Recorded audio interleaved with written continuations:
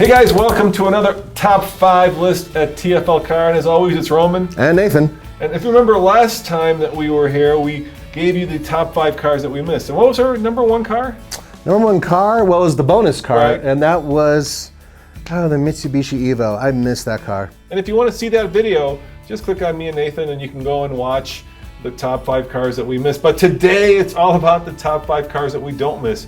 We thought long and hard about this, Nathan. Yes, we did. We actually talked about it quite a bit because there are quite a few that are on the precipice. They might be cars we hate and they might be cars we like. And so what we finally figured is these are cars that we simply just do not miss. Yep, and they're cars that are gone. Yep. You can't buy them unless you buy them used. Yep. And they were, well, let's face it, they weren't grand. That's exactly why they're on this list.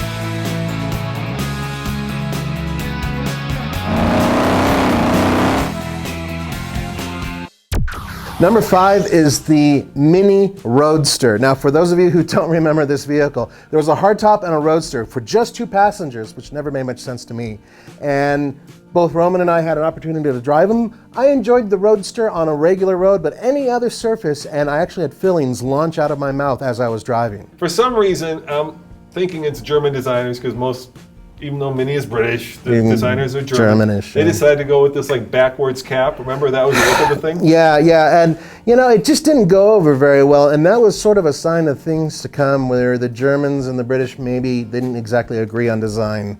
Yeah, it had all the impracticality of a Mini, which means with the rolling dynamics of a skateboard. Yeah, and then on top of that, only 2 passenger. At least the regular Mini Cooper, you could put stuff in the back seat, and there was a little bit of room, and it was a hatchback. This was a completely impractical vehicle, and you could still get a Mini Cooper regular convertible and go pretty quick. But get 4 people in it. Yeah, exactly. But this one, it just didn't make a lot of sense to us, and we didn't like the way it rode. Yeah, and Mini is always searching for a niche within a niche within a niche. Like remember the minivan, and this was maybe one niche too far. Yeah, they really were reaching for this one. So fortunately, or sadly, it's no longer in their rotation. Now, last time we had a really good off-road car we missed, which was the FJ Cruiser. Yeah. This time we have an off-road car which we don't miss, which is the Jeep Liberty. Why not, Nathan? Well, there are a couple problems with the Jeep Liberty. The main problem, there are a lot of problems with it. First of all, I actually liked the way the first generation looked, especially with the Renegade package with the lights on top. It was very Jeepy. Yeah, it was a cool looking vehicle. But a lot of Jeep people out there, and I'm sure you'll agree, you couldn't really modify the vehicle very much. There weren't lift kits that were really good with it. In fact, there were only, you could get little spacers and that's about it. It was a very difficult vehicle to drive off-road for a Jeep, and that was really a big problem. And on the streets, its stability was not very good. Yeah, the promise was, hey, you're buying a Wrangler Light. Yeah. And the reality is you were buying a tall crossover.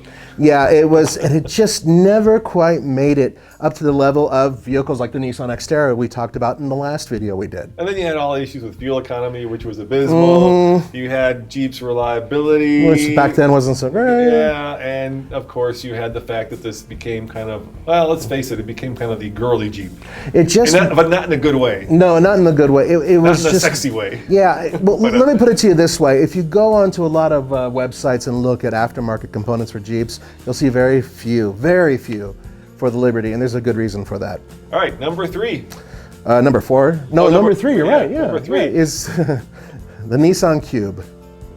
Yeah, where do we start? So here's how you start. Sometimes, the biggest punishment you can get is getting what you ask for or wish for. So the Cube came out in Japan. Yeah. And it was kind of this Tokyo chic thing, right? Because it had the glass that wrapped around. Yeah, but it wasn't symmetrical. Right, it wasn't symmetrical. It had this glass that wrapped around, and people were like, "Oh, we need that here in America. It's so cool." Kind of like anime, right? Yeah. We need to have it here. Yeah. And then it completely and utterly flopped in America because it didn't translate. The small little like crossover hatchbacky thing that might work on the streets of Tokyo does not work on the streets of Dallas. Oh, even worse. It doesn't work, or Detroit. This is what happened. Quick story. Roman and I go to, what was this, 6 years ago. 6 years ago, we go to the Detroit Auto Show.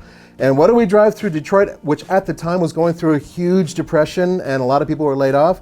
We are in a Nissan Cube, the most visual car in the winter. In the winter. In the snow. We were surprised that people didn't come out with Molotov cocktails and throw them at us as we went through neighborhoods. It was not the car to drive there. And for a front-wheel drive car, it was abysmal in the snow. It really wasn't that good in the snow. Yeah, it was relatively roomy, and then it had this ridiculous thing on the dashboard, putting green, which was like a putting green. It was carpet in the middle of the dash. Now it's supposed to be where you put your cell phone or whatever. Or something. Well, guess what? When you put it there, it still slides off. I think you're supposed to put that like that little cat that does. Oh, the little cat, the head thing, or the Hello Kitty, or whatever. Yeah, Hello Kitty. Yeah, that's what's supposed to go there. Plus, it was tinny, it was loud, it was uncomfortable. Speaking of unusual vehicles, we're going to move on to number 2. All right, number 2 is the question that nobody asked, but Honda/Acura answered. The Crosstour and the ZDX. The Honda Crosstour, which was basically an Accord wagon with all-wheel drive and a very unusual back. Yeah, the sloping roof like the X6. Yeah, and the problem is it actually took all of the utility out of the vehicle, right. So it was very little space. So an X6, or an X4 in this case, still works as a BMW is sporty, but a Honda is that particular practical. one. Yeah, it's supposed to be practical. It was expensive. It wasn't as roomy as it should have been, and we took it into the snow. It was okay. Yeah, it did all right with the all-wheel drive system. But here's the funny part about it. Around the same time, Acura came out with a very similar vehicle, the ZDX, which sold poorly. And part of the reason why was for the same price, pretty much, you could get an MDX with plenty of space and everything else. So I got a confession, Nathan. I kind of lost for the ZDX. I like it a lot. I do. I just think it's very rare. What part of the '60s did you grow up in? There's just something about that car that it's unpractical, but it was pretty badass and it looked pretty cool. So as much as I don't like the Crosstour, which is the same thing basically, I did like the ZDX. Moving on, because we can't go into this debate. It would be horrible. Let's go to our number 1 on this, which we both very much agree with. Go for it. It was the Lexus HS 250H, and that is a mouthful. It is, and what it basically was a small sedan hybrid that had a lot of Prius and other Toyota components thrown into it, but it wasn't as well thought out as other Lexus products. In fact, later on, the CT200H, the cool little hatchback, that was awesome. We both think it's a pretty cool car, but this thing, the HS, was It was like sold to us in the public as the hybrid BMW 3 Series. Yeah. And, I got to tell you that I really had a hard time. I did take it to a track. This is back in the days when I was working for VHIX magazine. Anyway, so I took it on the track, and I put my foot down, and I'm waiting, and it's kind of moving, I kept thinking, what is wrong with this vehicle? And there was nothing wrong with it. It's just that it's the same thing as basically driving a Prius, but you're paying $10,000 more. Yeah, it was kind of like the definition of your grandpa's Prius. It wasn't very good looking, and Lexus can build some pretty attractive cars. It was really weird. And they tried to sell it like being European chic. Yeah, it wasn't. Fuel efficient, it was fast and fun. And remember when we went to the press launch, they were talking about like how some of the materials were bamboo. Oh, I know. They were doing like, these are exotic materials that you've never seen before used in a car. And then they used the force. You will like this car. And you know what? It didn't work. Unfortunately, everybody throws a strike, and that was a strike for sure for Toyota. Ooh. Yeah, and then they of course came back and did much better hybrids than that. They figured it out, but I think that one got like built in some bad skunk work. It's kind of the Toyota Echo of hybrids. All right, now here is our bonus car. Can you guys guess what that is? We'll give you a couple seconds. Yeah. See, right now as we're filming this, we're actually shooting it live as well, so it's going on Facebook. And this is an interesting car. It is an interesting car? You know what? You know why it's interesting? Why? Because for a long time, manufacturers built some real dogs. Yeah. Right? And then competition got so fierce in the auto business that you really couldn't get away with building a crappy car because you would get killed in the marketplace, no matter how much you discounted it. Absolutely. And this car actually was one of the few cars that we gave a forget it to. Yeah, we don't give a lot of those, but...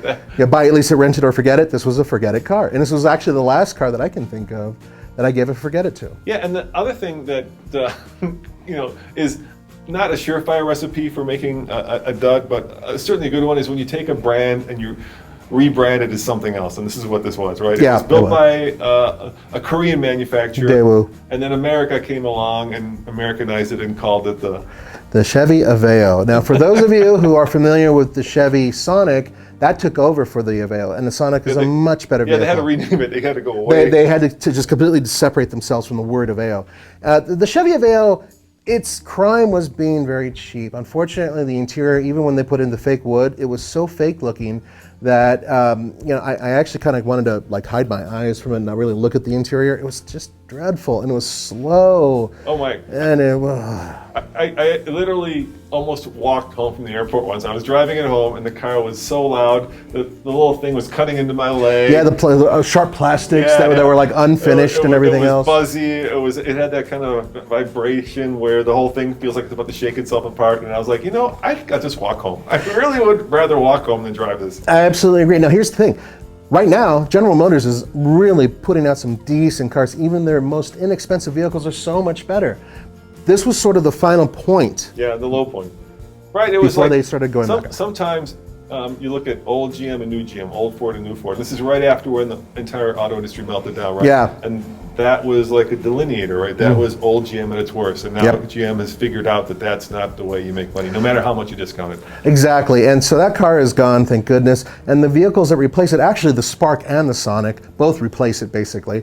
And they're so much better. So, that's good news. But bad news is we actually had to drive that car. And frankly, it was about the worst car that I've driven in the past 10 years. On that, we're going to say goodbye. And guys, keep in mind that we've got more top 5 lists because Nathan is continuing to work over at TFL Truck, right? Yeah, that's right. Where you're coming up with some more. So we'll have more over there. And let us know what you think of these lists. We want to do a whole bunch of them, so we're kind of brainstorming. If you have some ideas for better top 5 lists. Yeah, type it below, please. Add other vehicles to this list and give us some other lists. We'll definitely use them. We've got now a video library that stretches back a whole 6 years. So, yeah. So we can at least, show you the cars. And as always, this is Nathan. And Roman saying thanks for watching, and check out TFLcar.com for more news, views, and real world reviews. See you next time. Bye. Hey guys, welcome to another episode of the Fastlane Car Top 5 list. And Nathan, what are we doing today? We're doing a top 5 list of vehicles we miss. These are vehicles that are no longer in production, or for some reason or another, we're no longer able to drive. Did we drive these cars? Every single one of them. We actually drove them. Yeah. We're not just pulling this out of our... No, because we don't have footage to cover for that. So That's right. So it's cars that we've driven, and it's top 5 cars that I think, and Nathan thinks, are great cars that are no longer with us.